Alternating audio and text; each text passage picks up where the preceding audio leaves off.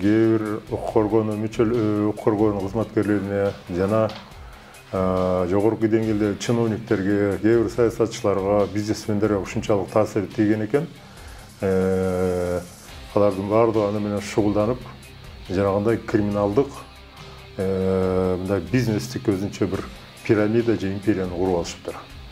Ошол такталбаган, аныкталбаган чек ара маселеси боюнча бизде мына акыркы 21-22 жылы эки жолу бир кандуу окуялар болуп кетти. Биринчи жолу 36 киши каза болду, жарандар. Экинчи жолу 63 каза болду. Ошонун үчүн 50ге жаксы ошол чек арачылар болуп калды.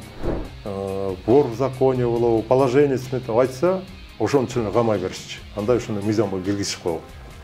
Бизде дагы ошондой сунуш пайда болуп атат. Эгерде мүмкүн болсо ошондойду киргизсе деле болот. Себеп дегенде анда ким Кыргызстанга жүргөн жанагы шумпайлар, уурулар болобу, вор в законе болобу, положение болобу, эгерде ошондой атын айтып өздөрү чыга турган болсо, анда албетте аны түрмөгө камаш керек.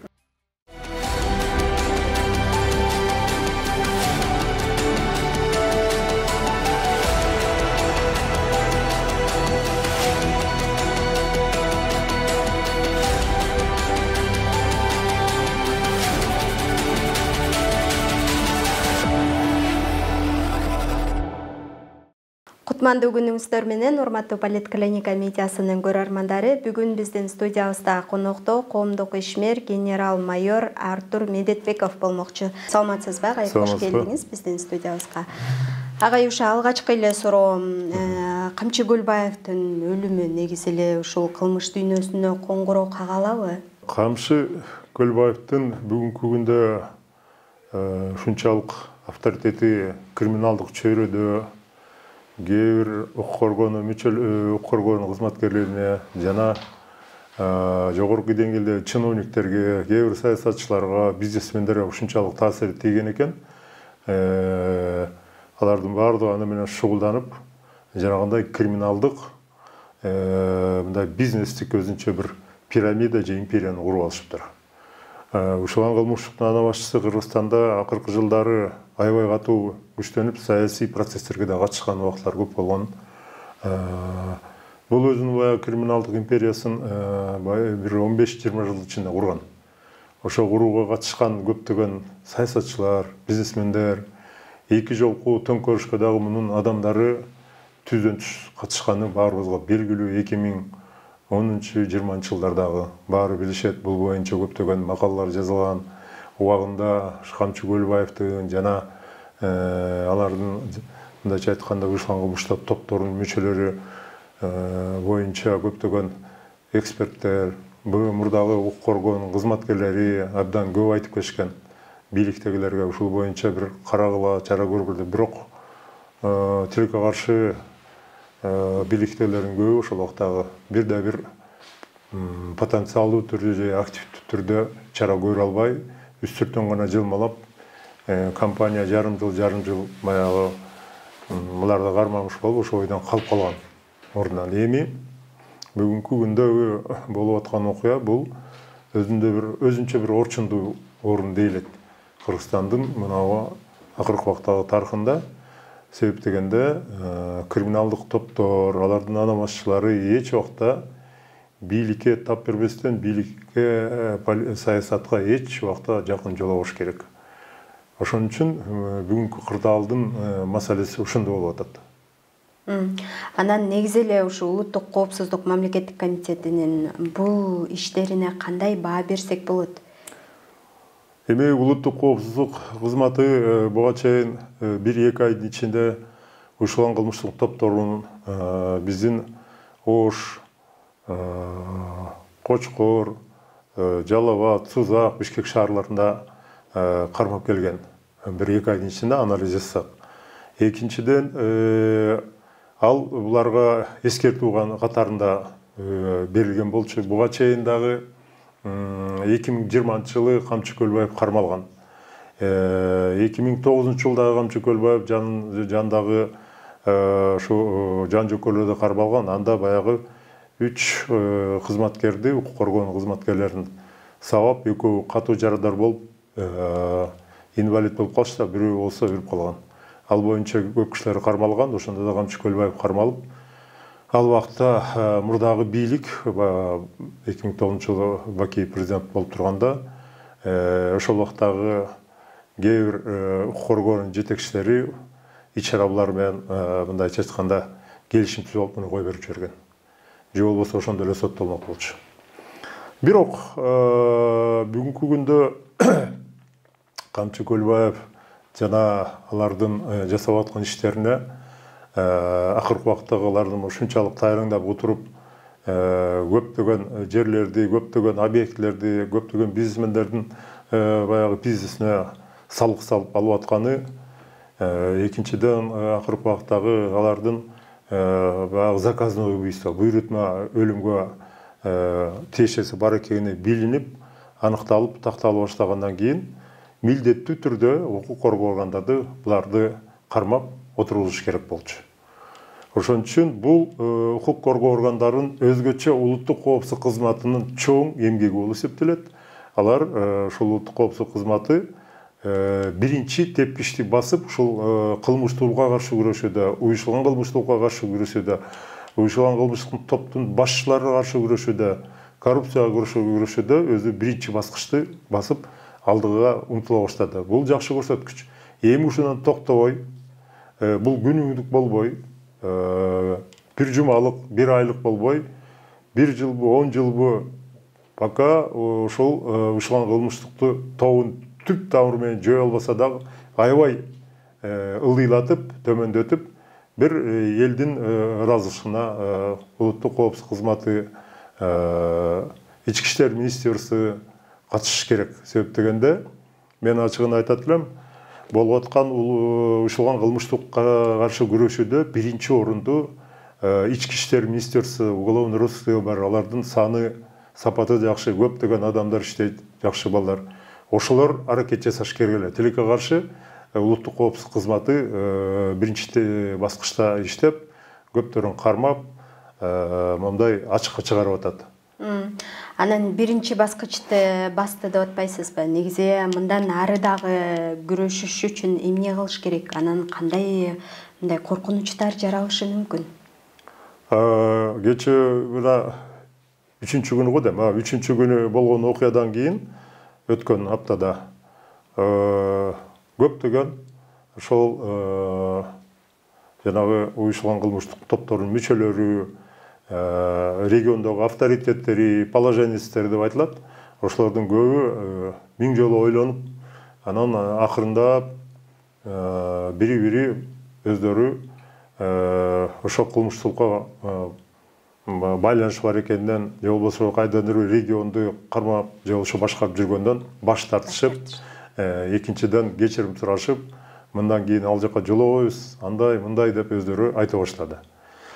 Ал кандайдыр бир деңгээлде аларга ошол Камчы Көлбаевдин өлүмү, ошол жерде кармалган тарапташтары буга таасир этти. Экинчиден, акыркы убактагы уюшулган кылмыштык топтордун кармалышы, алардын ачыкка чыгышы дагы буга таасир этти. Үчүнчүдөн, булар билип калышты, бийлик бүгүнкү күндө өзгөчө улуттук коопсуздук кызматы ушу уюшулган кылмыштуулукка каршы күрөшүүдө эч кимди аябайт, аябысыз күрөшөрүн көргөзүп койду. Ушунусу бар. Бирок бул уюшулган кылмыштык топтун мүчөлөрү, же болбосо мурда ушул түрмөгө отуруп, же болбосо ошол кылмыштуулук менен аябай шугулданып жүрүп, ошол көнүп калган жигиттердин саны бүгүнкү күндө албетте көп. Ички иштер министрлигинин билдирүүсү боюнча статистикалык данныйда жазылып айтылып жүрөт, 1180-1200ге жакын ошол уюшулган кылмыштык топтун мүчөлөрү каттоодо бар ички иштер министрлиги. Демек, алардын саны дагы эле бар. Эгерде мынабу биздеги болуп аткан ички саясат, ички ситуация кандайдыр бир жагдайга өзгөрүү, же болбосо кандайдыр бир жеңилдик боло турган болсо, булар кайра күчтөнүп, кайрадан баягы атырылып, бир аябысыз кандуу окуяларды төгүп коюшу мүмкүн. Өзүбүз билебиз, 2010 жылы ушул уюшулган кылмыштык топтору, ушул жанагы ошол революция дейби айтып жүрүшөт, бирок мен ага кошо албайм. Революция эмес, ошол убакта төңкөрүш болгон. Революция бул төңкөрүш. Ошол төңкөрүшкө катышкан. Төңкөрүшкө катышып, ошондо баягы кээ бир бизнесмендерди саясатчыларды сабап, баягы акчаларын алып, машиналарын алып, үйлөрүнчө барып көптөгөн объекттерин жасырышкан мезгил болгон. Ошону менен бирге, ошондо дагы жанагы террористтик уюмдарга өзүнчө бир уюму Кыргызстанда Жайшул Магди деген. Ошонун мүчөлөрү да катышып, автомат курал жарактары алып алып, кийин 2011-жылы Арашан айылынын четинде катуу салгылашуу болуп, бир нече укук коргоонун кызматкерлери каза болуп, өздөрү да жайланган. Демек, ушул тарапта укук коргоо органдар буга өзгөчө маани бериш керек.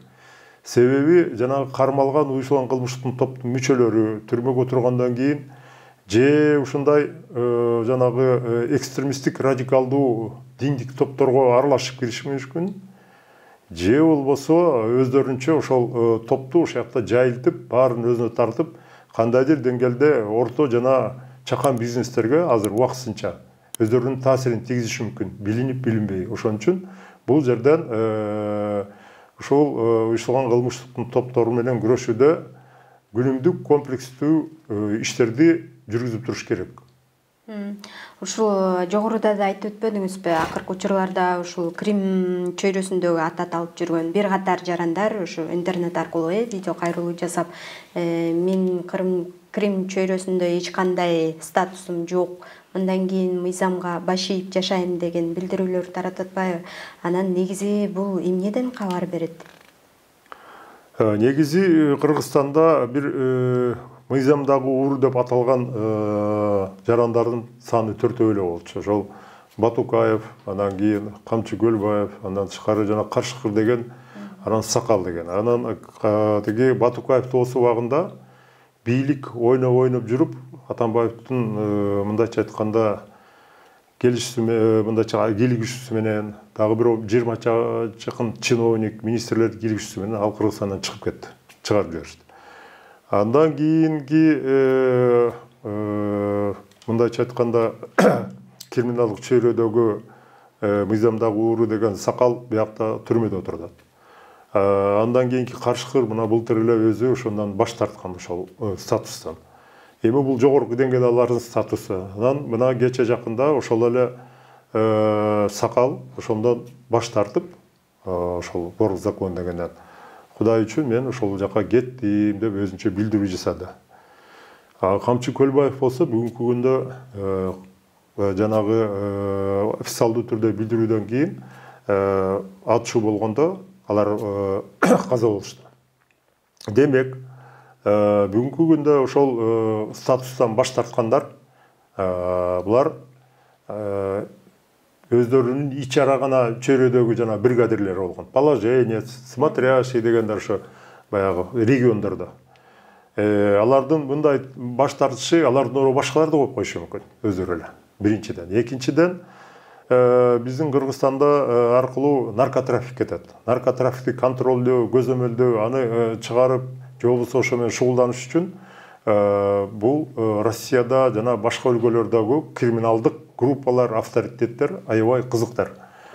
Демек, бул наркотрафиктен, ошо наркотиктердин ал жакка барышы, алардын байышы, алардын таркашына алар кызыктар болгондон кийин Кыргызстанга же ушу Кыргызстандан же болбосо ошол чет жактагы биздин иштеп жүргөн жарандар бар. Ошол эле Россия, Казакстан, Түркия, ошолордун баягы криминалга жакын же криминалга аралашкан жаштар да бар. Алардын арасынан бирөөнү шайлап, ал ошол жакта отуруп эле мындай өзүнчө позицияда түзүп алып, ошол схема менен иштеши да мүмкүн. Бул бир. Ал эми жанагы криминалдык статустан өздөрүн баш тарткандар, алар биринчиден акыркы убакта болуп аткандар түшүндү, экинчиден баш тарткандардын көбү же отурат, же болбосо отуруп чыккандар. Өздөрү азабын көрдү. Анан жакындарынын, туугандарынын, досторунун сөздөрүн угуп, ошондой кадамга барды.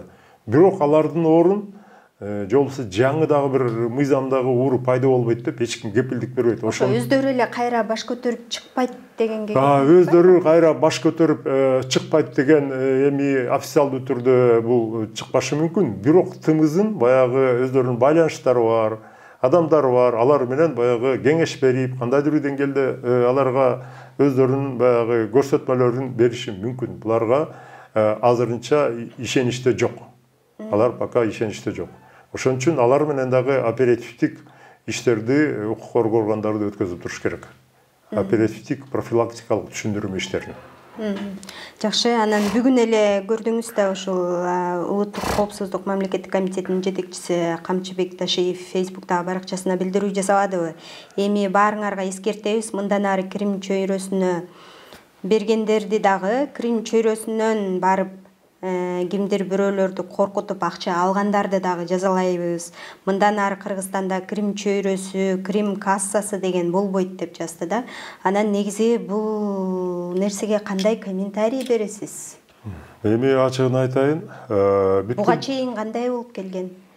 Буга чейин криминалдык чөйрөдө биздин көптөгөн атактуу, белгилүү бизнес компаниялар өздөрүнүн баягы алган прибылинен бөлүп берип турушкан. Аларга кандайдыр бир проценттерин ошол криминалдык чөйрөгө. Экинчиден, кээ бирлер ошол криминалдык чөйрө менен чогуу бизнес кылып иштеп жүрүшкөн. Кээ бирлери буту башы менен кирип кетишкен. Ошон үчүн бүгүнкү күндө буга толугу менен тоскоол коюш абдан туура. Экинчиден, дүйнө жүзүндө криминалдык чөйрөнү же криминалды толугу менен жеңиш мүмкүн эмес, толугу менен токтотуш. Мындай криминалдык чөйрө өнүккөн өлкөлөрдө да бар. Ошол эле Америка болсун, же Батыш Европада, Россияда бул аябай катуу чыңдалып калган.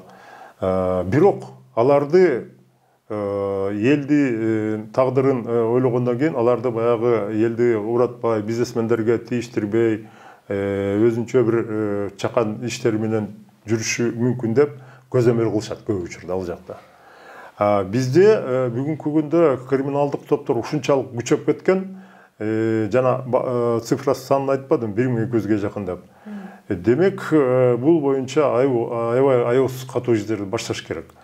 Алар эмне үчүн криминалдык күч же криминалдык топтор күчтүү болот? Себептеги алардын жашай турган жери бар, бизнесмендерден акча алып турат. То есть аларга постоянно таяныч бар, акча аркылуу, каражат аркылуу.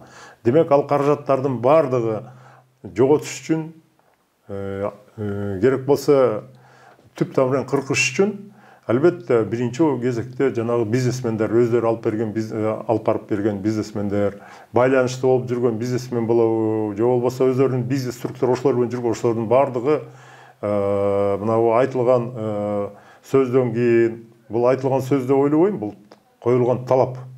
Ошол талаптан кийин булардын бардыгы токтотуш керек дагы. Ошону менен бирге мурдагы алар тартып жүргөн объектилерин арыз жазып, бүт бардыгы боюнча өздөрү кайра ордуна коюш керек. Ошондо биздин мындайча айтканда өкмөткө дагы, бюджетке дагы акча түшө баштайт. Алар өздөрүнүн баягы алып аткан прибыльден ошол жака төлөчү да. Аны төлөш үчүн кээде баягы налоговый инспекция башкалар менен кичине көргөзбөй, жумуп жаап, контрабандалык иштерге барып, ар кандай туура эмес иштерге барчу. Анысы деле барып аткан. Анын бардыгы акырында уже токтой баштайт. Же болсо азая баштайт. Ошон үчүн бул өзүнчө бир талап. Ошону булар түшүнүш керек. Азыркы биздин бизнес структурада иштеген бизнесмендер, орто болобу, чоң болобу, чакан бизнес болобу, аябай катуу ойлонуп, ошого өздөрү жардам бериш керек. Ошондо гана бул уюштурулган кылмыштык толугу менен жоюу болот. Же болбосо түбүнө мындайча айтканда азайтса болот да. Себеп дегенде толугу менен жоюуга абдан көп убакыт керек. Убакыт керек биринчиден. Экинчиден, бул саясий эрк негизинде коомдагы, укук коргоо органы таза иштегендери, тазалыгы жана күнүмдүк комплекстүү реформа керек. Ошонун бардыгы ошондо гана бир чоң өзүнүн жардамын берет, пайдасын көргөзөт. Ошо укук коргоо органдары таза иштегендиги деп айтып атпайсызбы? Негизи акыркы учурда укук коргоо органдарынын ишине кандай баа бересиз? Ошол эле учурда кемчиликтери, ошол эле учурда жетишкендиктерин айтып өтсөңүз. Эми акыркы учурда ачыгын айтканда укук коргоо органдарынын өзгөчө ушул уюшкан кылмыштыкка каршы күрөшүүдө, коррупцияга каршы күрөшүүдө, баңгизатка каршы күрөшүүдө биринчи орунду албетте улуттук коопсуздук кызматы ээлеп турат. Алар ушунчалык чечкиндүү жана катуу иштерин баштады десем жаңылышпайм.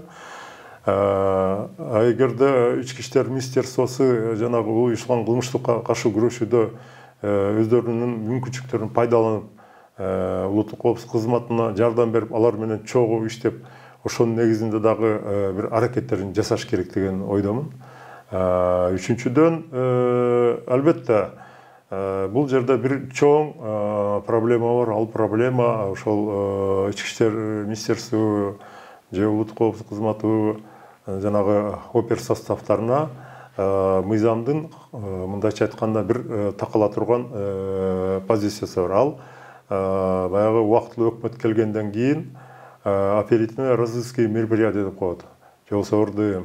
Ошогон мындайча айтканда закондорго өздөрү кошумча бир мындайча айтканда кошумчаларды киргизип, оперативный работниктерди розыск менен иштегендердин колун кичине мындайча айтканда кармап койду, кысып койду да. Себеп дегенде азыр бүгүнкү күндө жөнөкөй жаранды эгерде курал алып жүрсө же курал алып баратканын билип калса, опер состав жөнүнө барып туруп кармап же болбосо отургуза албайт. Аны следовательдин мына поручениясы менен, а следователь жанагы судьянын санкциясы менен гана алыш керек. Экинчиден, ал боюнча жанагы атайын иштерди дело перечет ошондорду койгонго дагы көп учурда барга мындайча айтканда мүмкүнчүлүктөр азайып калды. Ошон үчүн бул жагынан азыр менин билишимче мыйзамдарды кайра өзгөртүү боюнча жогорку кеңешке берилип атат. Эгерде ал жерден ошого кол коюшуп жардам берсе, анда бул абдан чоң жардам болот. Үчүнчүдөн, мына көп эле айтып атышат, Грузиянын опыты керек, ал эле бирок Грузия ал өзүнчө мамлекет, алардын менталитети өзүнчө. Бирок бир принциби болгон, ошол жанагы вор в законе болобу, положение сметип айтса, ошонун ичине камай беришчи. Андай ошондой мыйзамга киргизишип койгон.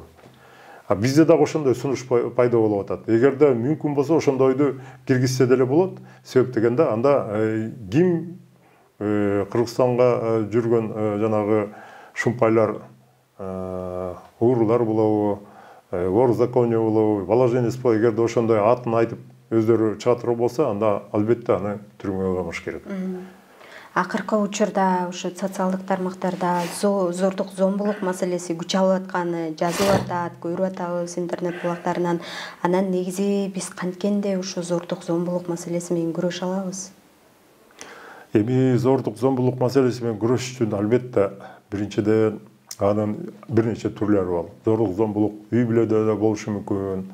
Кичинекей балдарга дагы ошондой зордук зомбулук көргөзүп атат. Элдердин бири болгон жанагы бытовой конфликттен чыккан зордук зомбулук, уюштурулган кылмыштыктардын зомбулуктары. Ошон үчүн бүгүнкү күндө албетте бул биздин мамлекетте мектеп жашынан башташ керек. Тарбия, ата-эне, мектеп тарбияны бергенге, балдардын ошо аң сезимин, акыл эсин жогорку деңгээлге көтөргөнгө аракет кылышыбыз керек. Үчүнчүдөн, албетте ошол болуп аткан окуяларга байланыштуу биздин укук коргоо органдарынын деңгээлин, маданиятын, аларды мыйзамды катуу билгенин, аларды ошо кандай учурда кандай мындайча айтканда мамиле жасай турган позицияларын түшүндүргөнгө аракеттерин жогорулатышыбыз керек. Төртүнчүдөн, биз мынау прокуратура, сот, укук коргоонун баардыгында толугу менен реформа жасаганга аракет кылышыбыз керек. Реформа деген бул кадр маселеси эмес. Бул кандай реформа жасалышы керек? Бүт бардык жагынан реформа жасалышы керек. Алар иштөө мына жумушка кандай келет? Анын маданият деңгээли, анын ошо мыйзамды билгени, анын эл менен катташы, анын жанагы оперативный розыска мероприятияларды өткөзө ала турганы, кандай акыбалда кандай өткөзөт, анын ички адамдык сапаты, тазалыгы, жанагындай ар кандай ыплас иштерге аралашпаш үчүн. Эми бунун баардыгы комплекстүү түрдө каралып, ошонун негизинде жанагы кайра реформа болсо, ошолордун баардыгы мындайча айтканда чет өлкөдө детектор лжи деп коет, мисалы үчүн, ошолордон өтөт.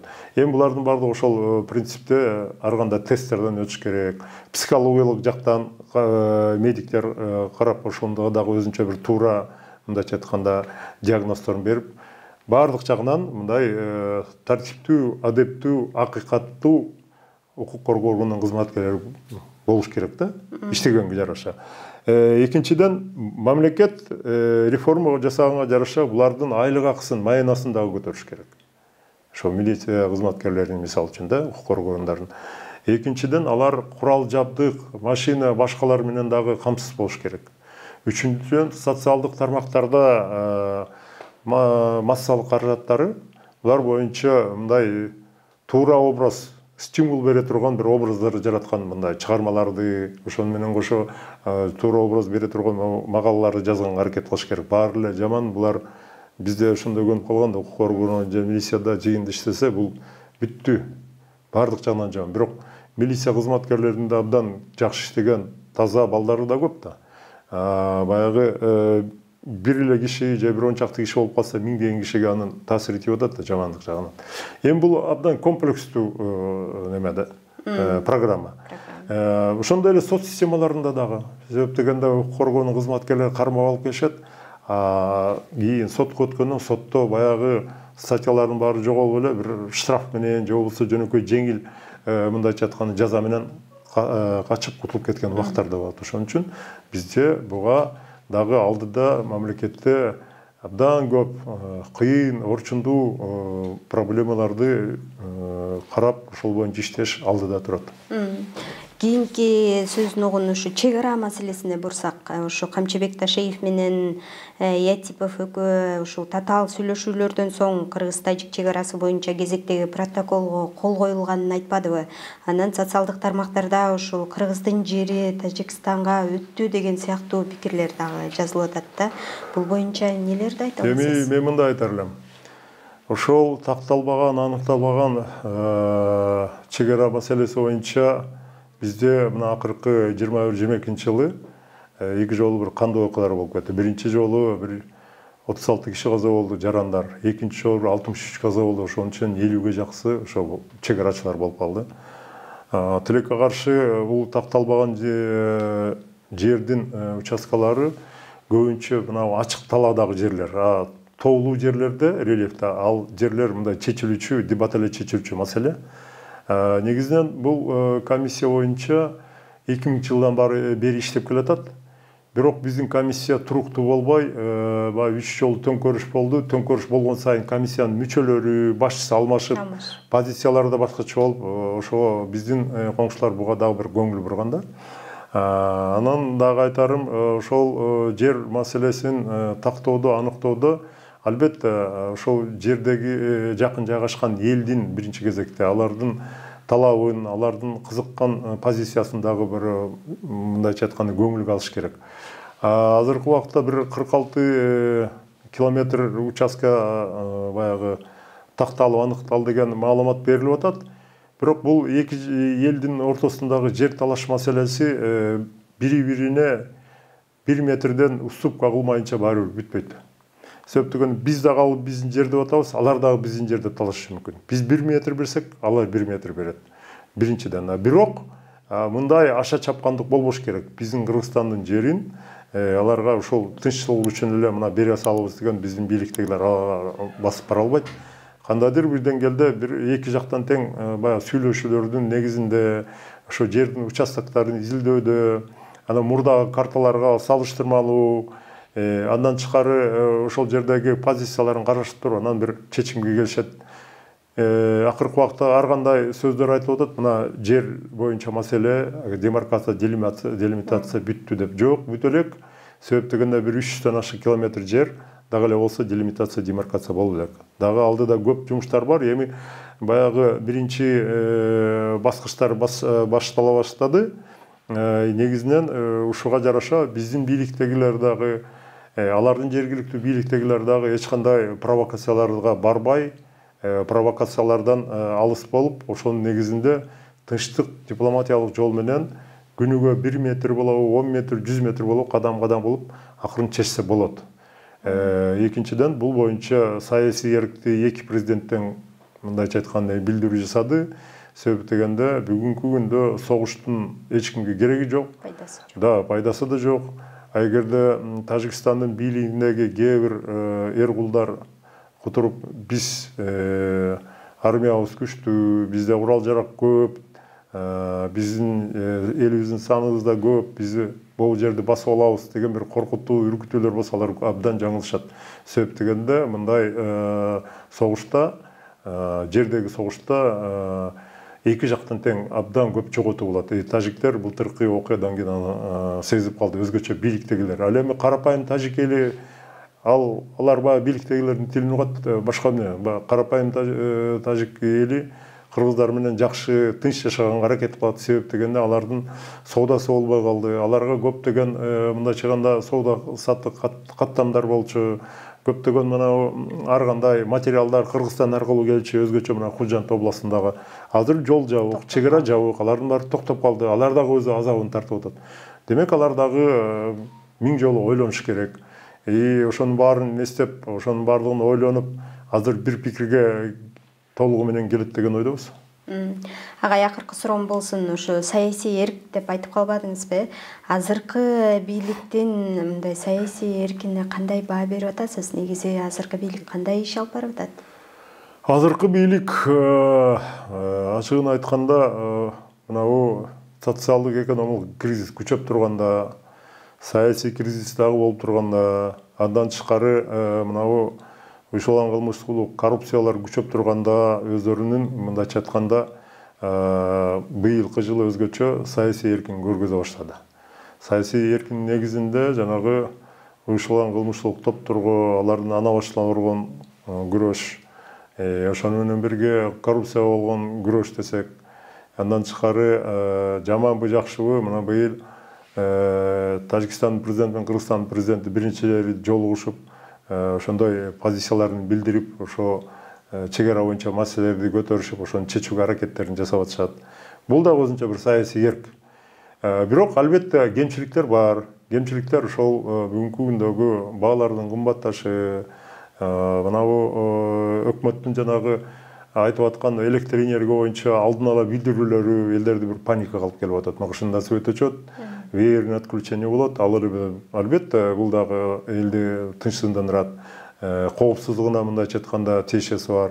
Үчүнчүдөн, акыркы убактагы мына биздин болуп аткан окуяларга байланыштуу Кыргызстан менен башка өлкөлөрдүн өзгөчө Кытай мамлекети менен болгон жанагы бир проект иштей турган, mesela жетимтүү же башкалар боюнча бир көптөгөн ошондой протоколдордун ачыкка чыкпаганы элди бир туура эмес бир бүдөмүк ойлорго пайда кылып атат. Эгерде ошондой эл аралык деңгээлдеги Кыргызстандын кызыкчылыгы үчүн проекттер же болбосо кандайдыр бир биргелешкен бир чоң ири иштер боло турган болсо, аны алдын ала жарыялап, билдирүү жасап, түшүндүрүү иштерин жүргүзсө, анда эл дагы туура түшүнүп, коомчулук дагы туура баа берип кайра колдойт. Ошонун ортосунда билинбей же болбосо бүдөмүк болуп калгандан кийин ар кандай саясатчылар, ар кандай өзүнүн кызыкчылыгына упай токтой турган кишилер, адамдар же болбосо саясатчылар андан баягы башка ой пикирлерди жаратып, кандайдыр бир радикалдуу идеяларды айтып жүргөн убактар да бар. Төртүнчүдөн, бүгүнкү күндө биздин Кыргызстанда болуп аткан окуяларга байланыштуу массалык маалымат каражаттарына дагы бүгүнкү күндө бүгүнкү бийлик мындайча айтканда позициясы түзүрөөк жана мындай ичине мыйзам чегинде жеңилдик берилиши керек. Массалык маалымат каражаттарындабы? Массалык маалымат каражаттарында мисалы үчүн жанагы бул мындай да мамлекеттик массалык маалымат каражаттары бар. Андан тышкары мындай айтканда, жеке мындайча айтканда эркин массалык маалымат каражаттары бар.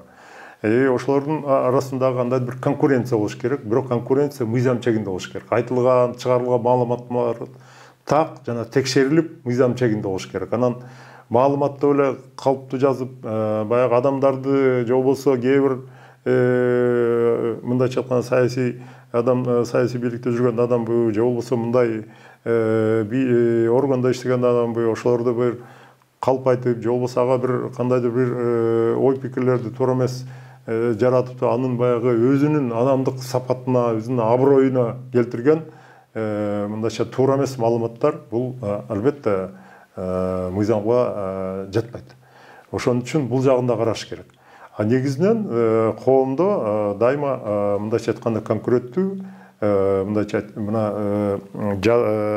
массалык маалымат каражаттарынын 3-чү бийлик деп коет туурабы, 4-чү даже.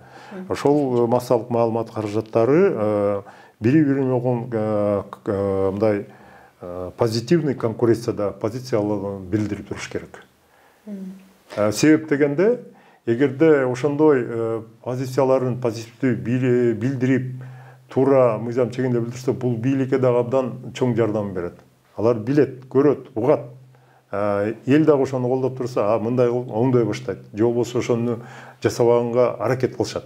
Албетте биз мамлекет болгондон кийин, мыйзамдуу өлкөдө жашайбыз дегенден кийин бардыгы мыйзам чегинде жасаганга аракет кылыш керек.